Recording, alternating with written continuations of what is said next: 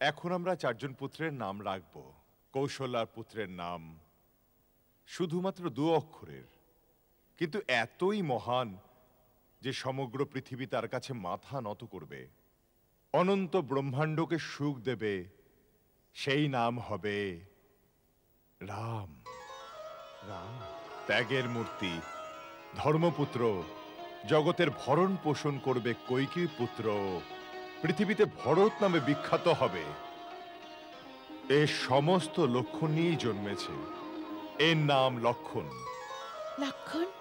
আর এ হলো ছোট পুত্র, ছোট হলেও কিন্তু এর নামে শত্রুরাও ভয় পেয়ে যাবে, সেই জন্য এর নাম শত্রুঘ্ন হবে।